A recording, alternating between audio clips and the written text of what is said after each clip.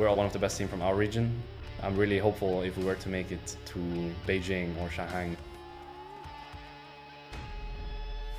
Bueno, yo quiero demostrar que la región de Latinoamérica Sur no es tan pequeña como parece. Creo que podemos hacerle frente a cualquier rival y bueno, me gustaría demostrarlo este año. Về mặt tâm lý cũng như là các chiến thuật để có thể đối đầu được các đội khác.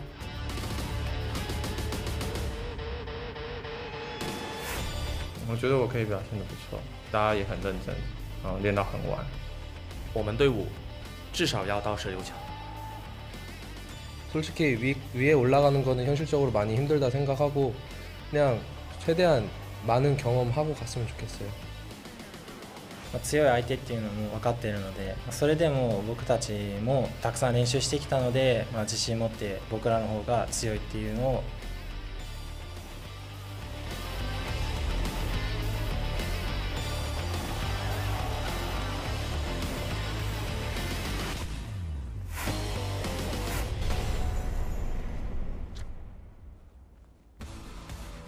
Hello and welcome to day 3 of the play-in stage from Wuhan, China. Groups A and B delivered on the world's hype, and we'll be looking for Groups C and D to do the same. You can see the stadium here in Wuhan. Fans, I think, are ready for another set of games. You can see the new groups taking to the stage. Players ready from young generation as well. Chaos Latin Gamers getting ready for their first match. So relaxing a little bit right now, going over the game plan one last time. It looks like they don't seem too stressed for their first match of the day. I'm excited. Group C, Group D, we're going to have a lot of new teams, new interesting play styles. We're going to see some conflicting stuff. And Mark C is finally going to get to experience what good League of Legends looks like. I watch NA all the time. I don't know what you're talking about. Oh, all right. Well, hello, everyone. I'm Daniel Dracos, joined by Mark Zimmerman. Our special guest is Andrew Vedius Day, known maybe as the host of Picks to Watch. We've been told you'll be doing all of your analysis through interpretive dance.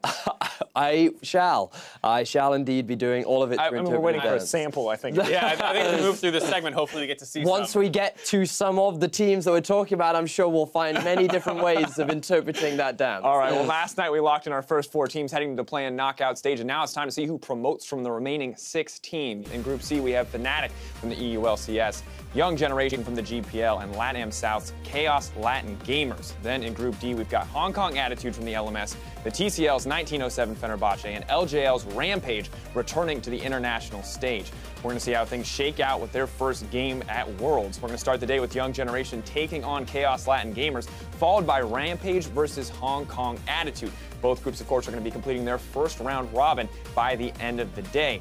Now, last night we did see clear dominance from the top teams in Group A and B, but there were actually a lot of surprises when it comes to those number 2 seeds coming through. Right, I think when you talk about the strongest teams in each group, no surprise, the major regions dominated for the most part. Cloud9 was very aggressive. They were smashing people sub 30 minutes. That was all very impressive. On the other hand, WE took a slower approach and actually dominated through the macro game, showing that they had a better understanding of that than the emerging regions that they were playing against. Yeah, and speaking of those emerging regions, Lion, they demonstrated they definitely know how to team fight. They were able to match in many instances some of the individual strengths that WE demonstrated, but when it came to being able to control objectives, being able to set a vision, using side lane pressure, some of that fell short and they were often punished for it. So while they demonstrated a lot of individual talent, unfortunately they couldn't quite close the gap between Team W. But still, I think incredibly impressive when we look at the expectations laid down upon Gambit coming into the tournament. Lion were kind of under the radar, but they did come in strong, definitely smashing the games that they did play. But really the big standout to me was Team 1, who looked very weak on day 1, but then seemed to turn everything around. I think that's the big thing for me, is just that they had such a bad day 1, and then they were down to Direwolves in their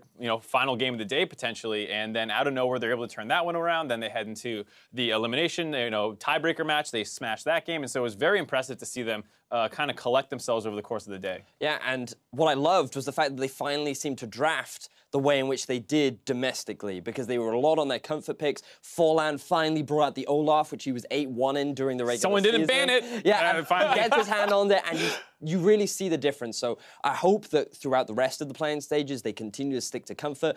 I don't want to see any more Jacks. I don't want to see any more Nidalee. Like, I have some very odd interpretive dance for those kind of champions. Okay. So we're going to avoid that as Jack's much as jungle, possibly. correctly? Yeah, Jack's jungle. All right, well, maybe a little question, but now the question is, as we move forward, is there still that kind of clear favorite looking at Group C and D? Because I think Cloud9 and World Elite, as expected, were those number 1 seeds. Is it the same story for Hong Kong Attitude and Fnatic? I think for Group C, at least, it's very much the same way. You can expect Fnatic to come out on top. They should be very dominant. They're a fast team domestically. That should translate pretty well, just like it did for Cloud9, because they were also one of the fastest winning teams in North America. So it'll probably be between KLG and Young Generation fighting for that second seed. Yeah, it's certainly looking like that in Group C, whereas Group D, definitely looking a lot closer, much harder to predict who will be sitting at the top of that group. I feel like HK not coming in as the strong favorite, especially when you speak to a lot of analysts pretty much everywhere, because everyone has different opinions about who's going to. Yeah, and especially you two. Yeah, we're gonna get into it. I'm ready to prove this guy wrong. Well, hold on, but I mean, the thing that also makes it much more complicated is, of course, there has been the emergency substitution move has been swapped out for Crash on 1907 Fenerbahce, so that also does make it a little bit more difficult to predict, because it's hard to say exactly where 1907 Fenerbahce is going to stack up against the competition. I'm looking forward to seeing the different contrast with the two junglers, because from what I've heard, Move was much more of a slow, passive, kind of controlled early game jungler, whereas Crash, he's all about getting in your face, stealing away your camps, setting up his laners for success, and it's just two very different styles that could very much affect how well 1907 Fenerbahce performed. I like the idea of it because here in North America, we saw what can happen when you take an aggressive jungler and sub him in. Mike Young was someone who came out flying out of the gate, and in these best-of-1 setting, that could actually work pretty well for 1907 Fenerbahce, so we'll have to see if that actually plays out. It can also hurt the synergy, and there's a lot of there's language barriers. Exactly. I think at the end of the day, so many question marks across the board, but looking at those three teams, I think what makes Group D so hard to predict immediately for you guys? I think it's just because there's not such clear, obvious a powerhouse in the region, whereas like Fnatic was very strong, Cloud9 is very strong. They have these long histories of dominating their region and then moving on to, you know, actually all things considered good performances on the international stage. Most of the teams here in Group D do not have much of an international history, so there's not much to see how they play outside of their own region. Yeah, I think that's very valid. And also when you look at all the teams, it feels like that they have very clear weaknesses and very clear strengths. But each one of the teams have very different clear weaknesses and strengths. So it's very much about which team can better capitalize on their opponent's weaknesses while also making full use of their strengths. Yeah, a lot of stylistic matches in terms of teams. But now let's take a chance to look at some individual talent from Group C and D. Best of the Rift, presented by T-Mobile, America's best unlimited network. Now, these are the 5 players that we want you to keep your eye on to steal the spotlight at Worlds. And first up, I think no surprise to many, it's 1907 Fenerbahce's Frozen. Yeah, this guy is kind of the superstar for the team. They play around him a ton. They'll move to him, bring resources to his lane. Even when he's playing different champions, you see he was playing Lulu in this clip. Sometimes he's playing Aurelion Sol, and no matter what, it feels like the team is always collapsing to him. They play through him, and then that transitions to a strong team fight phase later on in the game. I'm really excited to see him play and how well he will perform with his new jungler, but we've also got to look at how the jungle support synergy is going to work out in Rampage with Dara, because he's been a part of the staple roster for Team Rampage, and I think that right now he's shifted his focus from being more of a roaming around dominating sort of support, but trying to set up his AD carry for success. Yutori, Moyashi, definitely one of the 2 bottom lanes that I'm really keeping my eye on. And of course, I think no surprise to an English-speaking audience, AD carry for Fnatic has to top the charts to a certain degree. Reckless coming in as a player to watch. Marksy, you may not have heard of this guy. He's like the EU double lift. Oh, they must be pretty good then, huh? He is in fact pretty good. Most notably, both him and Jesus down in the 2v2 lane have been dominating the majority of Europe, even challenging that of Sven and Mithy of being one of the best bottom lanes in Europe. So it's very exciting to see how well they will perform as they return to the international stage once again, but definitely a fan favorite from the side of Europe. And speaking, of course, of AD carries, Unified coming in for Hong Kong attitude as well. Maybe not as well known as Reckless, but definitely a guy who has been a huge playmaker for this team since they've started stepping up in the elements. Right, I think that was one of the big things that started working out for them was he started smashing laning phases. They could play through him. They had someone to kind of bring their jungler down to, and they can blow up leads very quickly. And then the team fight phase, he's pretty strong there as well. It does have a little bit of that craziness that can sometimes break out when you're playing Tristana, hops into dangerous situations, but for the most part, it's been working out just fine for Hong Kong attitude. Yeah, has been a good look overall. Last but certainly not least, jungler for Chaos Latin Gamers, Tierwolf. Now, we highlighted Schernfire previously. We like these active junglers on the world stage. We've seen how impactful they can be, and Tierwolf definitely feels like no exception. Yeah, another guy who's also very vocal as well. He's the leader for this team in the early game. They do prefer a little bit of a mid-game, late-game macro style, but they rely on his early game playmaking to get them there, buy them the space in the room to scale up. And he's someone who's very, very confident. You can hear this whole team talking about how they kind of want to be the A and X for this year's Worlds. They want to shock everyone, show that their region is legit, and bring a lot of pride to their area. All right, well, we'll be seeing which of those players put on carry performances all week and beyond. From the first blood till the Nexus explodes, you can follow the best of Rift in more places than ever before. T-Mobile, America's best unlimited network. Now, gentlemen, as we get a little bit closer, I think it's important that we talk a little bit more about the groups and what we've seen so far in terms of the emerging Worlds meta, because it has been, I think, a little bit different than we expected. I think the big standout for me Xayah Rakan, the first thing I want to go to, I know there's a lot of talking points.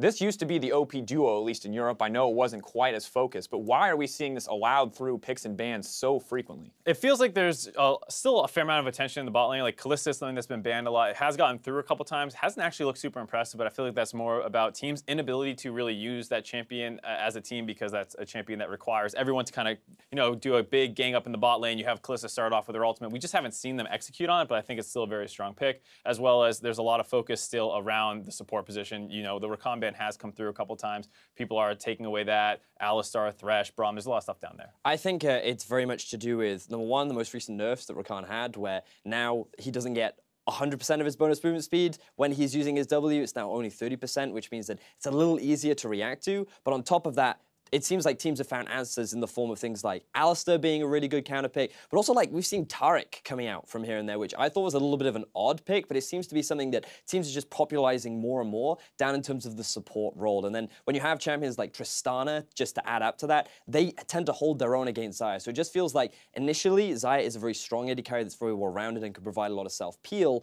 but like teams are finding alternative answers to this power couple in the bottom. It's interesting, especially in the context of these groups, because we do have a lot of strong AD carries. You look at Yutori Moyashi, you look at Unified, you look at Reckless coming into this group. It feels like hyper carries being the name of the game is so good for a lot of these teams. I think that is very much the case. You see a lot of these crypt builds now. It's not so much just one-item power spikes, though. That still kind of happens a little bit with how strong you see the, oh god, I can't remember the name of it. Ardent Sensor? Ardent Sensor, thank you. Yeah, that item is still very, very strong. It's kind of, you see people even taking Targons on the AD carry to get their support to that one-item power spike even faster, so. Gold runes as well, yeah, gold per 10 runes. It's getting a little ridiculous at this point. And that feels like the other half of the support meta, right? That we have seen banned out a little bit, maybe not picked as much as we expected either, is the Jannas and the Lulus and these champions that are just going to rush Ardent Sensor every single game. I think we did have at least one game of the classic Targon's Brace Ancient Coin bottom lane, yay for solo queue, right? Yeah, that's a little scary. There is still a fair amount of Targon's Brace on supports just in general, because a lot of these champions that do build the Ardent Sensor lack some of the explosiveness that the other melee supports bring. So you'll still see a ton of Alistar. You've seen some Braum. You'll see some Tahm Kench, different things like that. You'll also likely see some Sivir today coming out from the side of Fnatic, a big pick that has been rising in terms of Europe, mainly as an answer to Tristana. Good scaling, teamfight AD carry that actually holds her own during the laning phase as well. So we may continue to see shifts, but for me, one of the big meta shifts has been the lack of Cassio in the current mid lane, because she did receive a very small nerf to her base damages, but because of how you usually build Cassio, mainly going for just a lot of mana and resistances in the early game, what a lot of mid lane pros seem to be identifying is you actually lose a lot of damage once you reach this mid game, because you're not building AP until later on. And the one Cassio we did see went back to the Rod of Ages build to compensate for that.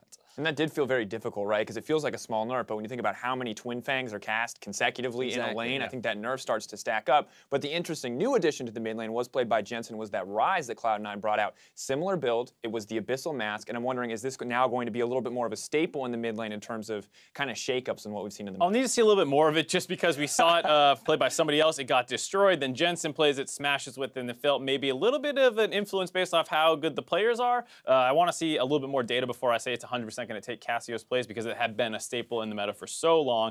It still has crazy DPS despite the nerfs, so it just feels like it's a little bit weaker. And Rise, while it did get a nice buff on the W scaling, that's not quite enough to make up for it in my mind. At the end of the day, I think the last thing that I want to talk about in regards to the meta is the jungle pool. Sejuani, I think remaining, or even rising, it feels like, in priority, where in the past it has been a wide variety of picks. J4, I feel like seeing a lot less time in the jungle. Sejuani, why do we feel like she has risen in that regard, or do you disagree? Do you think there's something else that's kind of taken her slot? I think the thing about Sejuani is a lot of people consider it to be this scaling farm sort of jungler, but because of how her 4-hit passive works, you can have a surprising amount of burst. And when you set her up with really strong laners in the form of things like Syndra, maybe have an Alistar in the bottom lane, Cho'Gath in the top lane, you actually have a lot of strong laners in the early game to allow her to provide additional CC to then set up your laners for some early success. So I think that she's just a very well-rounded jungler right now that has good clear, good scaling, and can fit into a variety of different comps. I think some regions still ended up preferring Gragas over it. We saw that in North America, at least, that while we understand that Sejuani is super strong, some people still have a preference with the Gragas pick, and now with some of the nerfs that came in for Gragas, it does make you kind of have to say, like, yes, Sejuani is probably the best pick to take if I want to tank in the jungle right now. All right, well now, taking a step back, you know, the meta has been shifting. It feels like teams are adapting, though they are keeping up so far, even though we have seen some crazier style. Is there any team you think that stands out in terms of showing us something new, showing us something unpredictable? Because we saw, no surprise, I think Game of Gaming coming in with some special picks, but is there any other team that we think is really going to start to shake things up, that's going to push it out? How much more wiggle room do we think there is within the context of 7-18? So this might be a little off the cuff, but I'm looking at young generations being very close to the Gigabyte Marines. And when I think about their play style and from a region, how a lot of it revolves around the jungler, we've already seen Lee Sin come out earlier on in the tournament. And just a part of me feels like we could see that return, especially when you think of some of the competition that he's going to be going up against. Players like Broxah, they're actually that active in terms of the early game, or at least they haven't been in recent weeks. And that could be a point with which they could look to take advantage of. I'm looking a little bit more at Group D. Rampage, if anyone's watched some of their finals, there is some crazy stuff going on in Japan right now. They had some quirky mids, things like that. So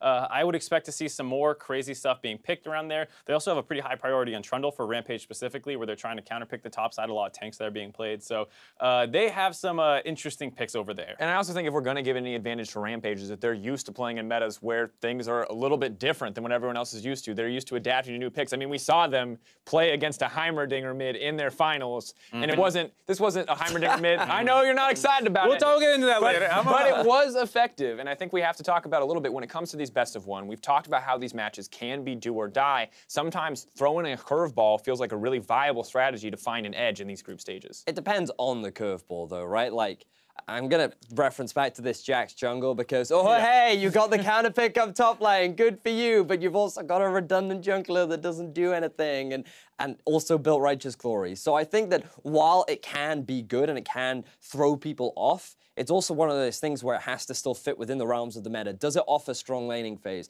Does it scale well into team fights? Can it offer you good objective control? These are the key things that are really important in the current meta. And I think the big thing for me is people sticking to their guns, because we saw a lot on the first day where people would say, oh, let's change up our playstyle to counter this other person. So you saw with Jensen in particular, people put a lot of attention to try and hold him down. They had special counter picks, and it's like, no, that's not quite working. Stick to your style. Do what works for you, and don't focus so much on taking stuff away from the opponent right now. Do that in the ban phase, not necessarily with your picks. Ultimately, why do we think teams are doing that? Because I think you're correct in that we've seen a lot of teams over-index when it comes to beating an opponent's style rather than playing their own game. Is this just teams, I mean, maybe you just have to respect that #1 seed, right? And you're just doing everything you can to shut them down rather than looking internally. I think for some teams, like if you haven't scrimmed this team and played them a couple times, you might not instantly realize that that's actually not viable. I think if you're saying, okay, well, this team hinges on this one player, let's throw everything we can, the kitchen sink at this guy to hold that one guy down. And then it doesn't work and that guy goes off. So I think you wouldn't have known that that's never going to work if you haven't played against it or you haven't watched a ton of that region play. And that's something where, you know, when you're talking about Fnatic, people talking about Broxah maybe needing to step up a little bit. If they've done a lot of research, you might not need to attack him quite as heavily, though it seems like a weak point, right?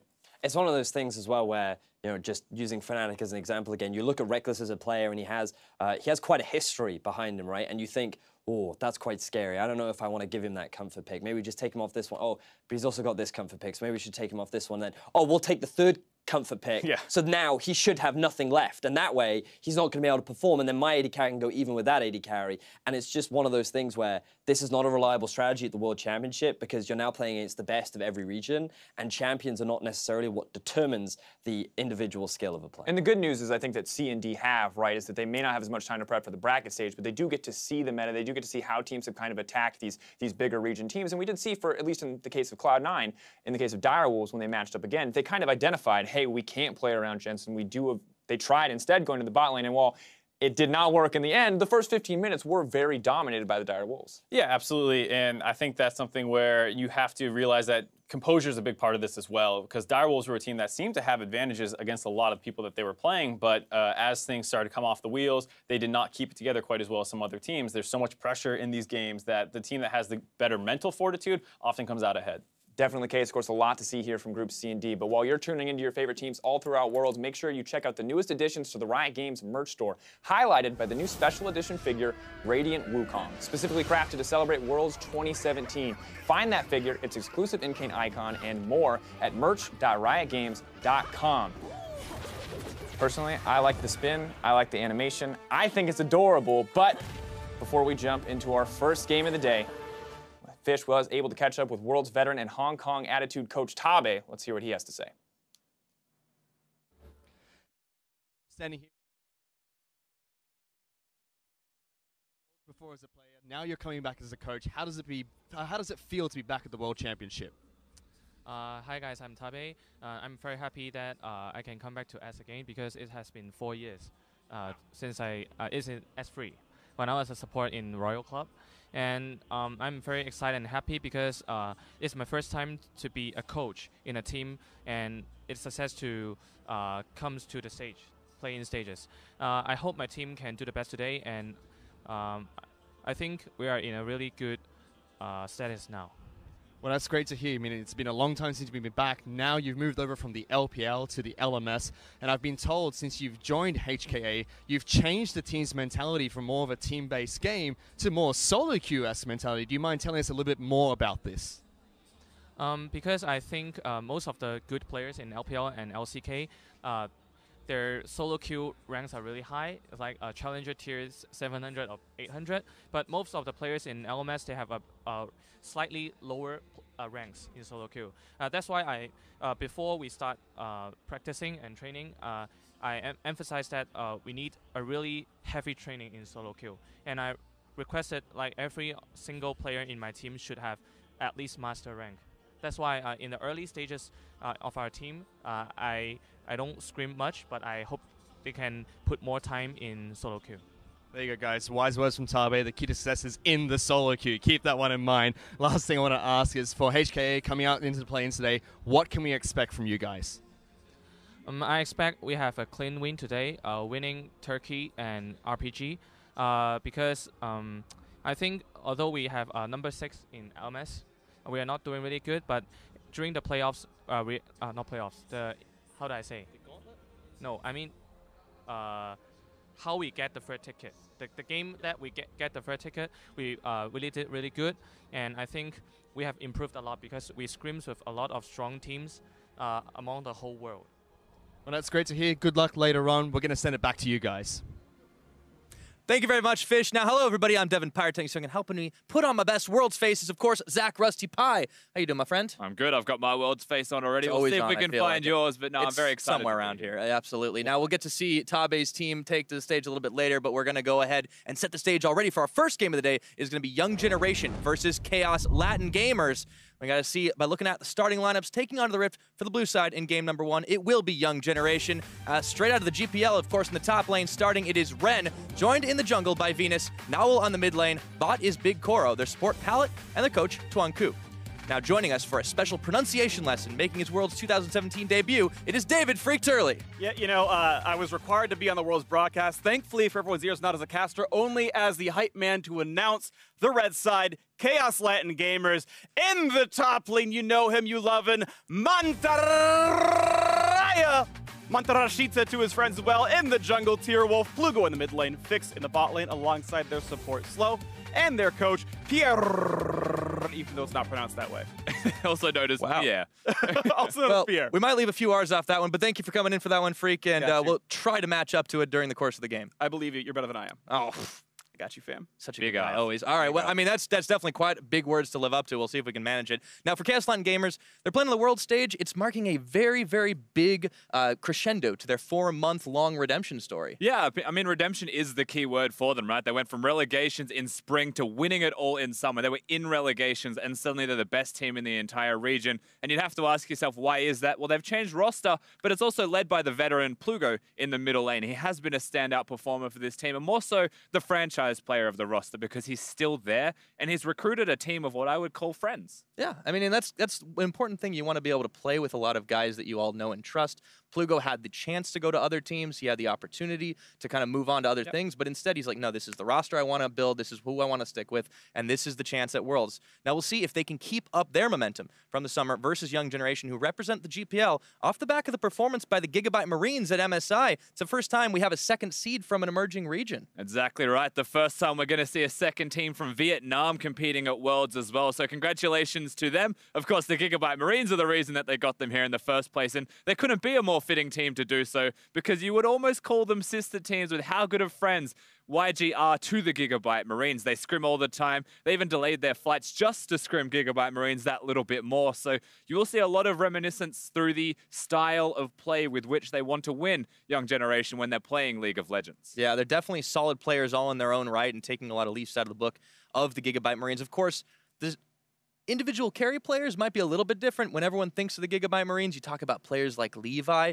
It's a little bit more bot focused for this Young Generation. Yeah, you wouldn't say they have a Levi. They don't necessarily have they've got a Levi Venus through the jungle. They have a Venus, but what they do have is a big Koro. Not your average Koro, it's the biggest of Koros. And he is a big carry for the team as well. A lot of the focus, a lot of the priority, and the way they win around Summoner's Rift. What was Levi for the Gigabyte Marines is now shifted down to the bottom lane for Young Generation. They still have that style. That's the thing that we have to bring it back to. Aggressive, like going forward, like making big plays. They've got abstract picks, they've got abstract styles, but they're constantly in your face, forcing things from you. However, that is now going to be reflected more so through the bottom lane. So there's slight extra reservations in that style. And there's a bit more thoughtful play coming across. Absolutely, and I really want to see how they end up in that landing phase, especially because Big Koro is the kind of player that will play these ridiculously high damage champions that are very risky. We've seen him on Kog'Maw.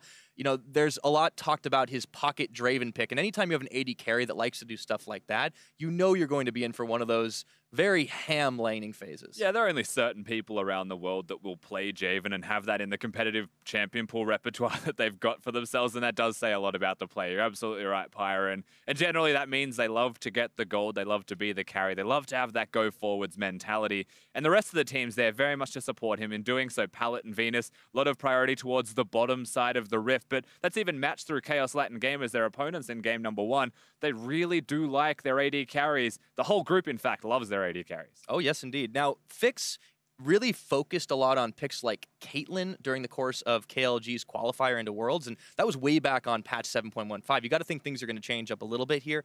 As we get ready into picks and bans, we'll find out what they decide to grab off the start of things, and looks like we'll be loading up any minute now. The players are getting ready on stage. You are looking towards an AD carry focus. You're looking towards the junglers as well as a big point of contention, perhaps some shared champions. We heard a lot on the analyst desk as well as about how Xayah and Rakan may be two champions we shouldn't see together anymore based off groups A and B. Yeah.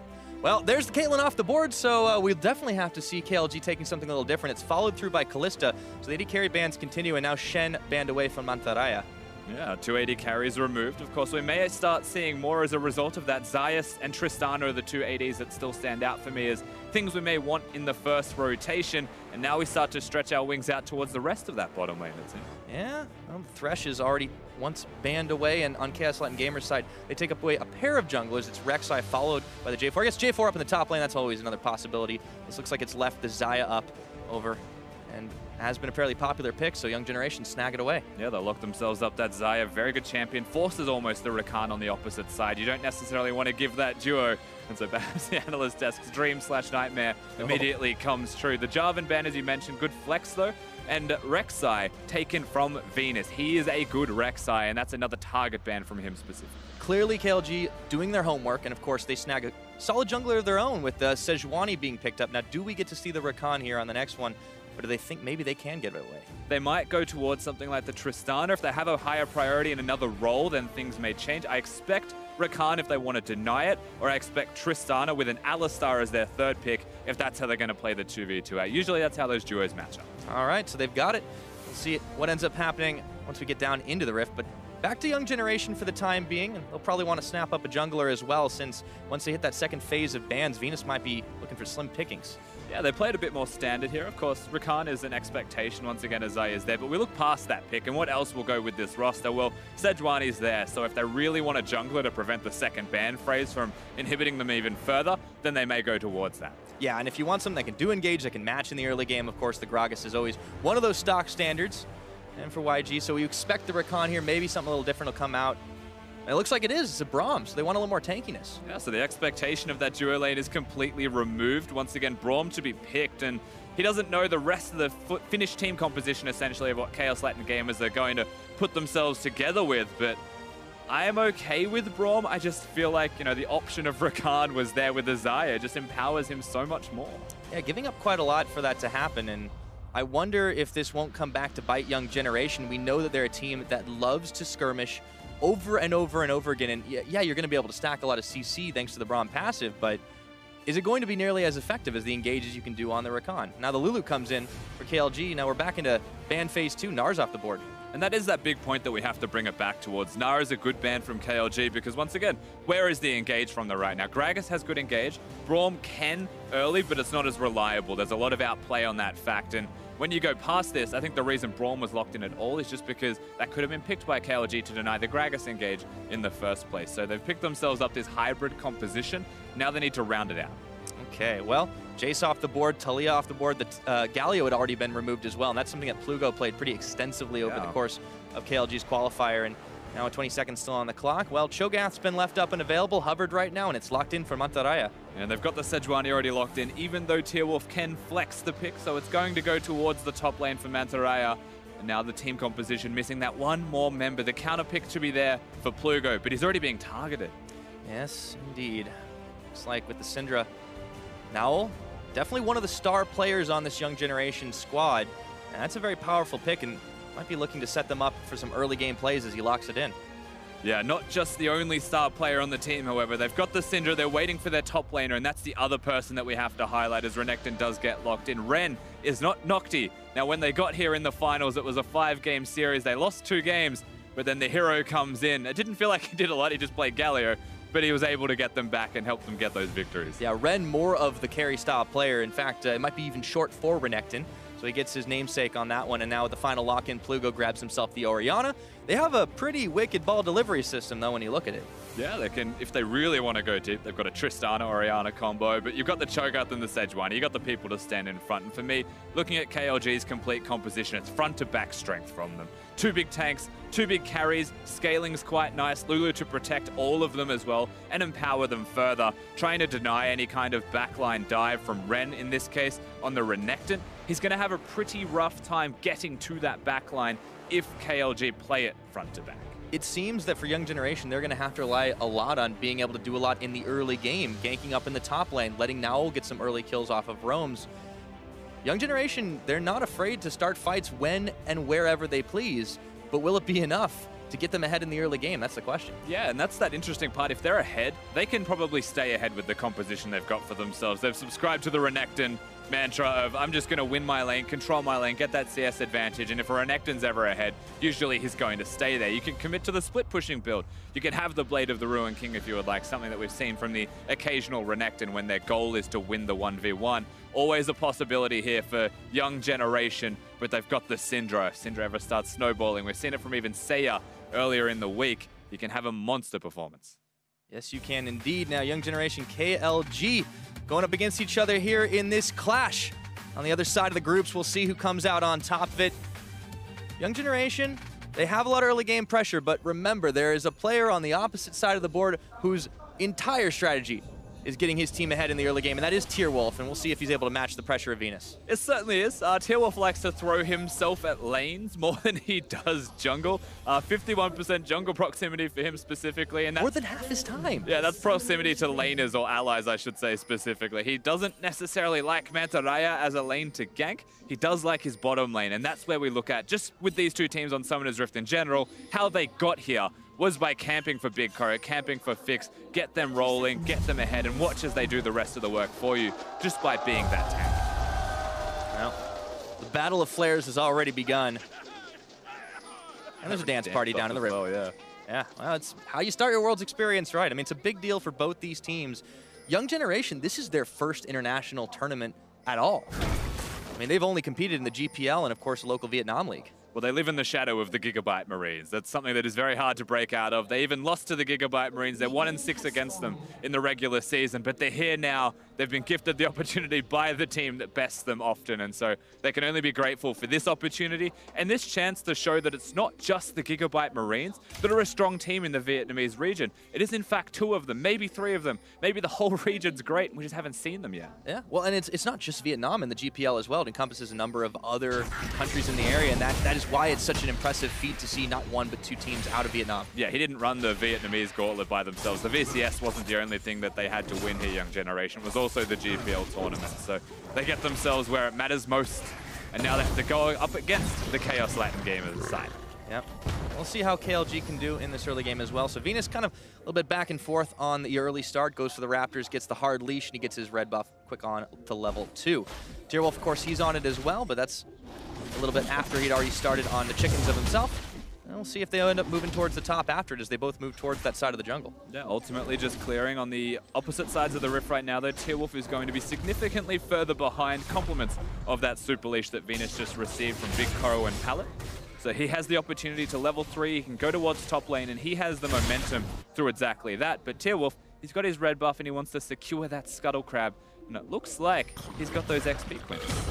Important to get the vision out early on, but Venus, he just wants to start fighting already. Throws down the barrel. A couple more auto attacks. Tierwolf, he might have to burn his flash. Arctic Assault, he's not going to have it. Ren was even coming in there, and a blast cone taken. So Young Generation, they want to get this one started with a lot of action. Very greedy from Tierwolf to go towards that Scuttle. Not knowing perhaps where the enemy jungler started, he tries to get his eye in, but Venus, with the super leash, already level 3 to that of the level 2 the Sejuani was running around with. So they get the flash, but not only that, he's going towards where the Renekton is winning his top lane in the 1v1, has the control, has the pressure. Bit of disrespect perhaps, or just trying to sneak it before they can get there. Might be able to do it. Now Mantaraya coming in here, knows that something's up, sees the Krugs being started. Venus with the double buffs.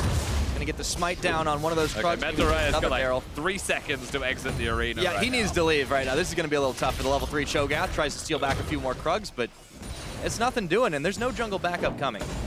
No, there's not. However, he knows exactly where the Gragas is. He knows that Sejuani's got free time. Not only is it just the Sejuani that gets free time, you're looking at it right now. Fix and Slow have got all the time in the world to be a Tristana and a Lulu and harass and pressure. So Mantaraya doesn't do the wrong thing by any means. He's actually still at full health and okay. He wasn't going to be able to farm that lane 1v1 too successfully either way. Yeah, his job's not going to be to win that lane. Cho'Gath will become pretty relevant as it goes on, and for the time being, this Tristana is a living terror for Big Koro and Pallet down in the bottom side, and you can already see it reflected in the health bars. A whole lot of harassment. The Lulu comes out as well with the Glitter Lance, health picks, and everything. Tierwolf is going towards the bot side as well. So is Venus. We might be in for a 3v3. But Tierwolf is going to be here first, and he might have just missed each other. I don't know if there was any vision. There was no ping. Oh, no. They still don't know. What are you doing now here? Tierwolf does. There was still a ward there, so it's okay. KLG make the right moves. They're looking. I don't know. Does not land Winter's Bite the Pallet. This is to give the recall, actually, for Big Koro and Pallet. They're losing lane so hard. Venus just wants to assist them. Tierwolf was nearby, so I commend this, actually, from the side of Young Generation to allow them to recall. It's funny you don't get to see the junglers getting that close to each other without actually spotting out, but KLG definitely gunning for the first turret. It's already down to half health, and that's what happens when you have a Tristana Lulu. Yeah, they're a lot hard of damage done. They're against the Braum Xayah, and Xayah does excel at pushing waves, however, so I mean, it's correct that a Tristana and a Lulu can push and harass successfully, but this is a whole lot of that. No kidding. At least they have the Unbreakable to be able to stop some of the damage. I suppose if you have the Rakan, it gets even more difficult. You've got shields, not quite as effective. Yeah, well, Braum's got the door, but at level 1, it's all about those auto attacks. And I think the Lulu and Tristana, between the two of them, have enough damage to compensate and win that. And I feel like a lot of Xayah's strength when it comes to pushing is actually at that level 1 mark. You press W, you throw in all the feathers, you hit level 2, and you actually have all-in threat. So. Yeah. Well, they knew they were going to have to be in for some survival. Of course, the Doran Shield was the first item of choice for the Xayah, making a lot of sense to get a little extra damage onto those minions. And with the first back fix, picks up his pickaxe.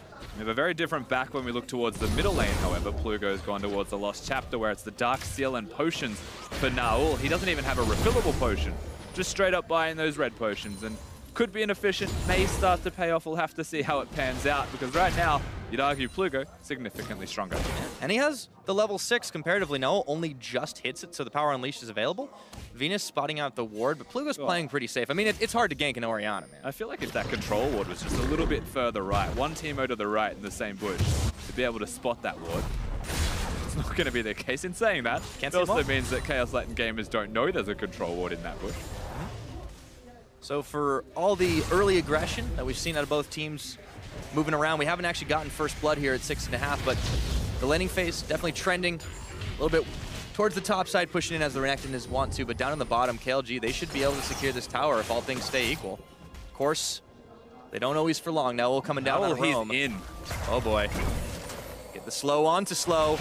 Scout of the week, not going to connect. 2 flashes burned and the power unleashed on top of a heal, and they're going to be able to secure it. Big Koro with the first blood. Big plays from Pallet to make sure that he's got 3 procs on that passive. The stun from Braum is the only thing that secures the kill at the end, but Plugo, he's looking at his own opportunities, it seems. All right, Shockwave up, see if he grabs it. No, gets nailed. Oh, flash forward, that's gonna pull in too. There's an Unbreakable on and a teleport coming down for Ren. Fix and Plugo gotta bail out, and there is not a whole lot of mana there. Let's see if Ren keeps going forward for the flash. A couple of Coles, and Plugo, he's just trying to walk away, but he's got nothing else he can do. Cole in the meek, it's Ren with the kill. No culling, no summoner spells there for Plugo. Very nice cleanse from him, but the cleanse only does so much. It forces a flash out of Ren to follow up and secure that kill. But that's the kill they're after now. 2-0 to Young Generation. And what started with none very early has started to explode just that little bit more. And it's on the back of Naul. Making good plays, the faster roam. And burning so many summoners, that means you can start going down there once again. We thought Venus might be the one to watch, but yeah, the solo laners definitely coming up with some big plays. Now Ren back up to the top side, has some relief as he lost out on a little bit of farm making that play, but the kill is more than going to make up for that. Fix and Slow, though, they're not deterred at all away from this turret. They just don't have a whole lot of minions to keep pushing with it. And so they shouldn't be, though. The vision has still been theirs throughout all of that. Even the invade and the gank, rather, that happened in the bottom lane, Null walked over a control ward. They weren't controlling vision. They just walked down and made the play. And it was successful, granted. Maybe should not have been because the vision was there. Slow was very aptly named for how he was trying to escape that gank. Of course, we get to watch this again. Syndra comes in. Slow, he gets hit. And so the fact that he's tagged out, autoed once again, that's where he dies. The 2 auto attacks weaved, however, from Null. And the Storm Raiders surge, giving that bit of extra move speed for the last auto attack is what secures it in the end. So maybe the Thunderlords, maybe not this time. Well, there's always next time for sure. Now, it's good that Big Koro gets the kill at the end of the day, too, because he's been pushed back under tower. You can see it in the farm differential, 73 to 48. Now he's got the kill that allows him to get his boots, too, a little bit quicker than he might have been able to prior to this. So, you know, he may not have the damage, but he's certainly going to be mobile enough. And we talk about Tristana being one of those late-game hyper carries. Big Koro's going to be one as well on this side. And it's always nice to force out the pickaxe purchase from a Tristana opposed to a BF sword. So the fact that he's gone for his Berserker Greaves, he's got the 2 longswords and that first blood that you mentioned, means that he's pretty well equipped for this exact point in the game where he maybe should not have been. The turret is still the concern, though, that lingering problem that Young Generation have got to face against right now. It could fall down at a moment's notice from just the 2v2. It is the first turret in the game, and so all it takes is a wandering Tearwolf to show up in the bottom lane. Well, Tearwolf is often wandering, but mostly with the purpose.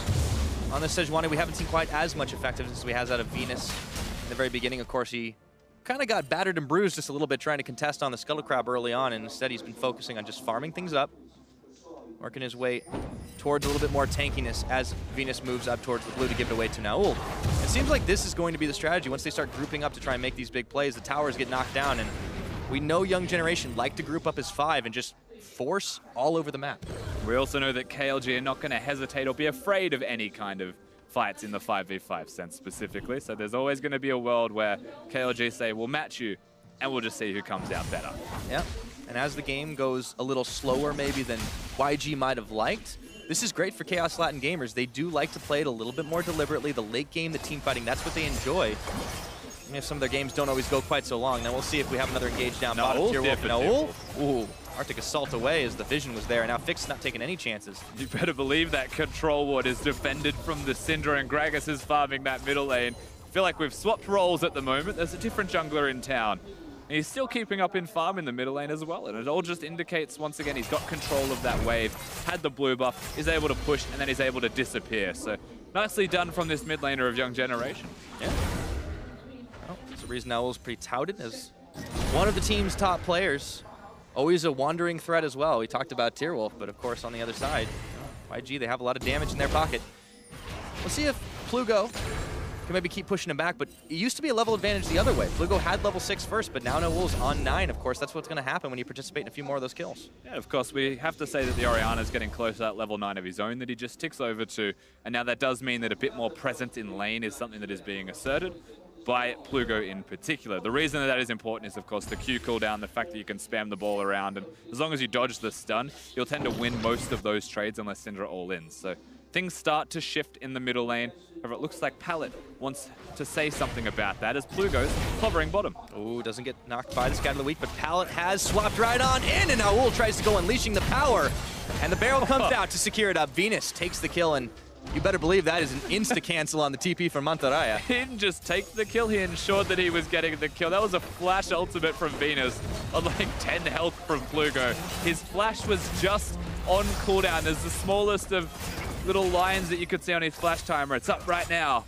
That's the difference between perhaps him getting out alive or not, or using more summoners from the side of Young Generation. Palace just at the correct place. Once again, in vision. You have to add that. Yeah, and they knew they weren't going to be able to save the tower down on the bottom, so of course it does go over, but that's 3 kills to 0 in favor of YG. Now insta-cleanse as he gets the knockback, denying the kill onto Tierwolf.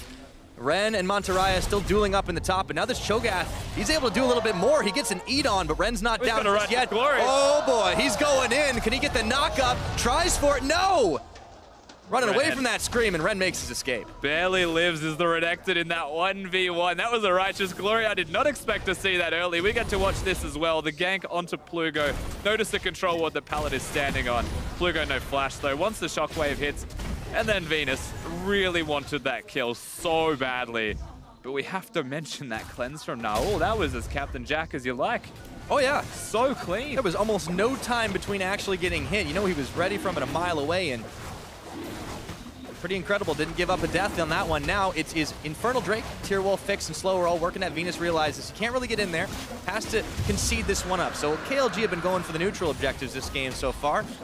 It's Young Generation that have the kills, and that's only making up a 500 gold difference. We've seen an awful lot of Infernal Drakes in this tournament thus far, and no exceptions as they do get that Drake. They've got that turret, so yes, the objectives are there, but with all the kills and those etchings forwards of a snowball from Young Generation, there is a world where things such as this start to happen, and then the gold lead that they still have, even with the turret disadvantage, grows. Seems like both teams playing towards the win conditions that they set out for themselves in the pick and ban phase. But now Mantarraya, the tables are turning once again. He's trying to chase down Ren. There's a stop up for just a second. Grasp the Undying, a little extra health back, and he just keeps on sending those spikes into the croc. There's no help coming for him here. He's got no flash this time around. Mantarraya, there's the righteous glory. He's almost under tower, flashing forward. My goodness, he hasn't been able to get the rupture just yet, but Mantarraya, how far does he want to go? And he goes a numbing. That's not even a level 11 Cho'Gath. This guy is unrelenting. Just let the man walk away. Never gonna happen. He's making up for lost time in that top lane, being pushed in. Missing like 10 minions to ensure he gets the kill. I like this guy already. He's got his priorities in place. He wants those kills. This is the price you pay for taking my turret. It is going to be a little rough from here on out for Ren right now. He might want to go to a different lane. That's the advice I think I'd give him. Still, the gold lead's in favor of Young Generation, but they've finally given up the ghost on 1 kill. Check back in on the mid lane.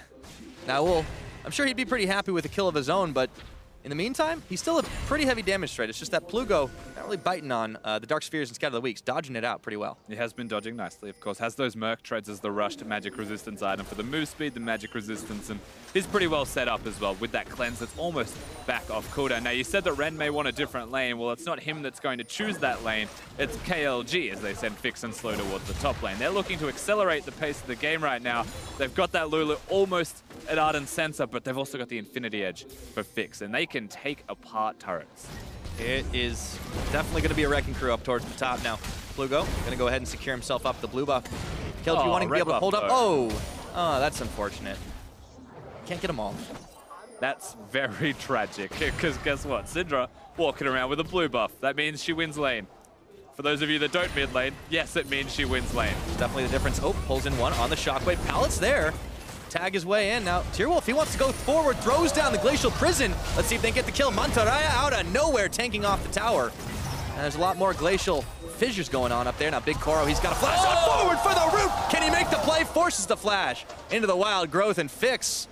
I don't think he expected the turnaround there. I don't think anyone expected that. There's a Sejuani to Cho'Gath moving, but now all's up creek. He wants to make the play. Here they go. Pallet.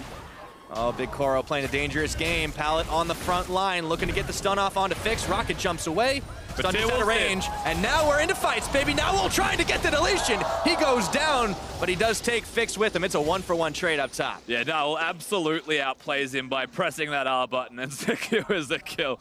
Fix is going to die in the end. It is a 1-for-1. You can see so much emphasis, though, from KLG in their rotations around the Rift as a team, doing everything in that 5v5, trying to prevent the individual members of Young Generation from continuing to be pesky and just making those plays. Continuing to be pesky is, I think, a pretty apt way to put it there, Rusty. 17 minutes in, the dust is going to clear for a little while. It's still a slim lead for Young Generation, but now we are matched on those towers, and there's a lot of damage on the one up top.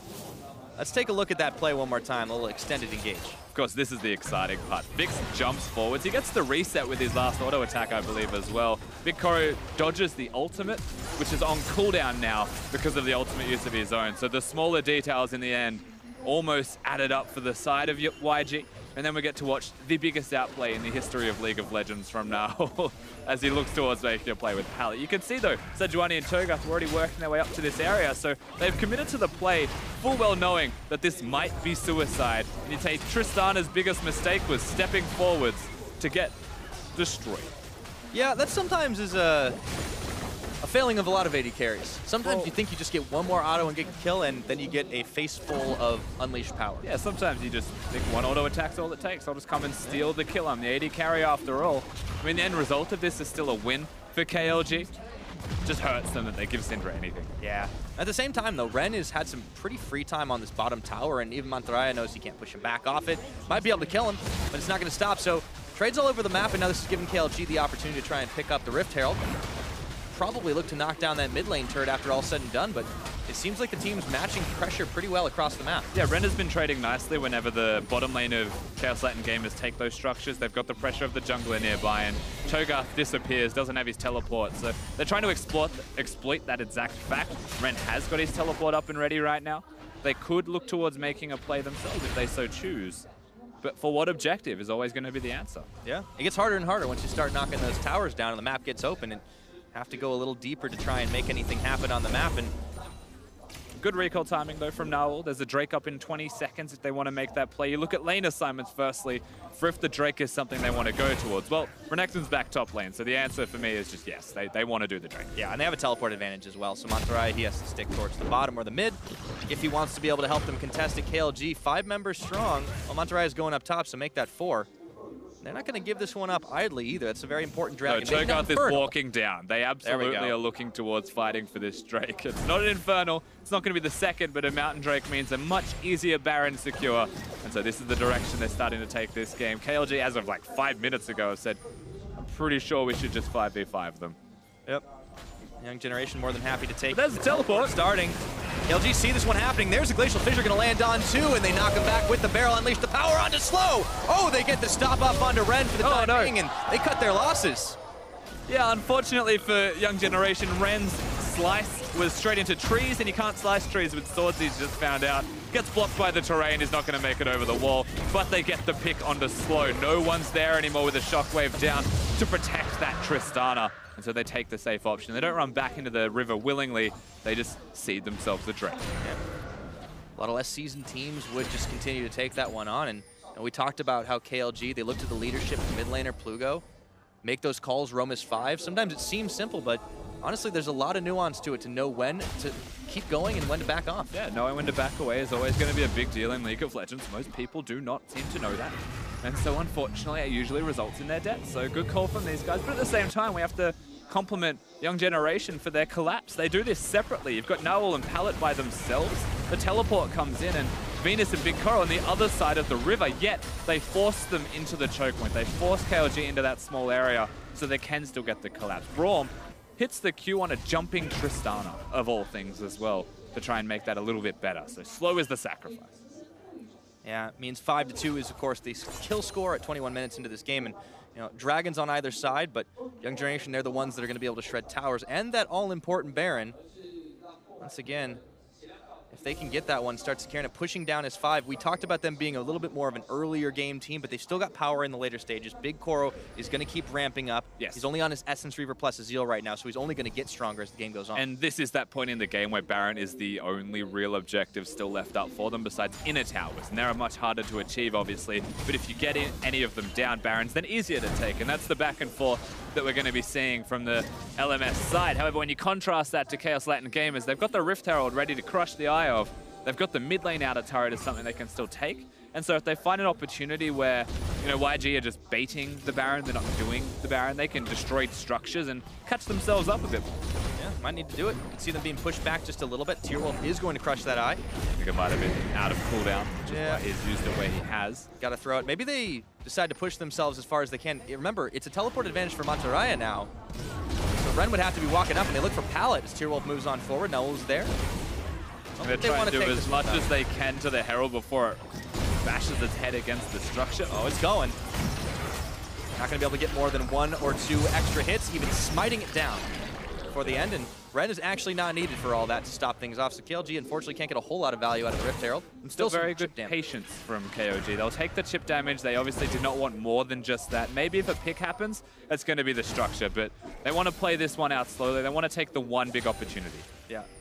Because they have time to roll forward. The Tristana keeps getting bigger. And speaking of big, look at Mantaraya right now. He's got his Warmogs all finished, and they want to start diving onto the mid, looking for Venus. Now, it's a 3-man stun. The tower is going to get knocked down. Unfortunately, no deletion possible there. Yeah. But Big Koro's up top. Exactly. Big Koro is split pushing. He really likes turrets, it seems, and loses half of his health to it, whilst the rest of the team runs up towards him. So he's not going to be able to do damage for free. I don't even think he'd be able to 1v1 fix unless he gets a bit more health back into his health bar. But yes, they had to seed mid lane. They had to sacrifice that turret. Most of it comes down to Mantaraya being in the right place at the right time. He often is, though. That is one of the hallmarks of that player. And Plugo, whoa! He was in the wrong place, but he didn't take too much damage. Not as many Dark Spheres on the ground. Now, we'll even spend both of his summoners. They both see the CC that hit him. 4 summoners burnt through the mid laners means with tank junglers running around and people that can catch you out of position, well, now they're going to be susceptible to exactly that. Scary time to be a carry for sure, but Young Generation up on the top side, going to throw out the party barrel, looking for Fix and Slow. Can't land any further CC on him, and without a whole lot of minions, they're out of options up top side, but you can see that's not going to stop them from coming back for more soon. I think that was adventurous from Venus in the way that he was using his cask in this situation, maybe looking for a pick. Oh, didn't stop him. Just barely. They know he's recalled, however. I feel like without that cask, though, they'll take the damage, YG. They'll take the chip onto the turret. They're happy campers nonetheless. Cooldown's low enough for them not to have to worry about it. And now you can see that KLG, the long work has begun to start clearing the jungle of all those wards that YG have thrown down. And Baron's actually been procced as Tierwolf was trying to clear out vision inside the Baron pit. Pallet, a little bit of a cheeky maneuver by him, and it means Tierwolf's got to bail out. Now, Tierwolf does have Warmogs. You can see that health come straight back immediately. And it's not just Tierwolf, it's Mantaraya that also has the Warmogs of his own. Second item, you have to point out. So a lot of health regeneration, not a whole lot of resistances. That is the difference. They can fight a couple of times, but if they get bursted, that's always going to be a little troublesome. KLG, they really do like their tanky compositions too, and yeah, it's nice to see them coming up with a few extra carries. When they were qualifying up against Isurus Gaming back in CLS, we saw them really only play with one major carry, and that was fixed. This change of pace in the pick and ban is definitely welcome. It's always going to be welcome the more carries that they can have, because we often question how much damage that composition that they were running through their finals was going to have. Yep. And for the Cho'Gath too, at least they picked a tank that's going to do damage as well over the course of the game. They've got a control mage in the mid lane, one major primary carry that will scale super well, and then the Cho'Gath that can deny enemy carries. So damage maybe not a factor. Plugo. Oh no, we've seen this one a few times, and Plugo unleashed the power on him, and they even scatter the weak. The shield keeping him alive, and they got a wild growth on now. It's KLG's time to tag in. They pull back now, and Fix has got one, looking for the reset. He even dodges out the Glacial Fissure. That's the double looking for Pallet. Unbreakable, how long will it be? And Fix is backed off for the time being, but KLG, they find 2 kills, including the jungler. You better believe it's Baron time. And Syndra's gone for a Banshee's Veil, so not enough damage to take apart Plugo. 2 MMR items of his own, and suddenly the tanky team of KLG, they're straight on the Baron. But one Young Generation, they're aware of it. They're not done just yet, but Mantaraya turns his attention right on over. How much can YG do? Even Ren, he's in the back line. He can't make it happen. And now Baron, not quite resetting, means KLG are right back on top of it. YG trying to be annoying to push them back. Let's see if this Young Generation can make it happen. Looks but they've like got no spike contest. I think it's going to happen. Teleport's on. And it even gets nommed by Mantaraya. That means Ren's going to cancel his TP. Yeah, they have to cancel that teleport. Baron's secured, cleanly secured above all else. And it's at the fault of Young Generation that this happens at all. They want Plugo. Yes, he is out of position. They've got no summoner spells on the Orianna. This is a good opportunity, they say, and they knock him in. 1 Q misses. He has the barrier up, that's the shield up rather, at the correct time, and Lulu comes in, but also dodging spells. So all of this time, reinforcements suddenly arrive, and the rest of the team fight is very clean and easy for them to secure. But all of this happens because one team wants to start it, they don't have enough damage to finish it, maybe a little bit of a mis-execution. Yeah, and as Chaos Latin Gamers were pushed back a number of times, all of a sudden the map is wide open to them. They've got Baron buff, and they're just going to march down as 4 into the mid. Big Koro, I don't know how much he's going to be able to clear. Pallets here as well to block a few more auto attacks. Still, they've got the empowered cannon creep, and the rest of the minions are conga lining their way in. Mantaraya blocking Ren from making a push down on the bottom side. And now KLG, it looks like it's time for them to start taking this lead, extending that gold up. It's only about 2,000. That's still going to mean a lot for a scaling composition. Yeah, certainly true. Now, when you've got a Zarya on your team composition, normally you'd be like, yes, I love when they walk towards me. That is where I can get all my feathers laid down, have those big plays when I pull all the feathers back. But against an Orianna, that's not actually that easy. That's just not that simple when it comes to auto-attacking. Tristana's range excels as well right now. The situation where Syndra is barely able to even keep up with that. So ultimately, when they've got the Baron, when they've got the momentum, they've got 2 shields protecting Fix. You believe there's no minions right there, but he doesn't seem to care. That's how strong they are. Yeah, this is definitely looking like trouble for Young Generation as they are getting pushed ever further back into their own territory. Finally, the tower is going to fall and a whole wave of reinforcement minions have arrived. Meanwhile, Ren is still trying to do work here, but he's being blocked off by Mantaraya. KLG, they might just start being able to knock into this base. Let's see if YG can push him back. Still some chip damage on this turret. Meanwhile, Ren has been blasting the bottom lane as well. He's got the minions pushing in, which is why a lot of this isn't able to happen in the first place. Renekton hasn't recalled. They know very much that this is a 4v4, and so they start to push up. They start to pressure, and they poke around as much as they can, but Plugo no blue buff means that we're starting to see this run its course and almost reach the end of that. If Fix can get the turret, that's great, but it has to be soon. I don't know if they fancy a fight right now. Pallet doing some serious work, but he's going to get pulled in. Oh, they get a cast back to knock out Plugo. He's almost out of mana. Not a whole lot he can do, but the rest of the team's going to attack their way in, looking for an owl. He's even able to make his escape flashing, as well as the cleanse. And without any more minions, it looks like Young Generation have managed to defend. All of a sudden, the 4v4 becomes a 5v5. Mantaraya slowly trying to walk away. The Baron only 40 seconds remaining, and I think that's going to be all they're going to get out of it. At the end of that, nobody dies, so we get to reset one more time. They got some turrets, they got a lot of extra gold, KLG, so they'll be happy for that, but they didn't break the base, so this game is still anybody's. It's funny how you say it, with not a whole lot of kills going on. You look at these two teams and the way they qualified, you could maybe forgive KLG for not being quite as heavy on the action because they're controlling the pace of this game. But Young Generation, they're a team that definitely likes to win through skirmishes, win through getting a lot of kills, and have they just been stymied this game is the question I want to put to you. I wouldn't say they've been stymied at all. They've got a jungler that had control very early on in the game. By pushing out the scuttle, looks towards the camps that he's after. For me, the place that was slowed down, that was controlled, was the 2v2 in the bottom lane. The Tristana and the Lulu, in particular, had outright control. It required a lot of jungle attention. And I feel like that's where ultimately things started to shift towards the KLG side.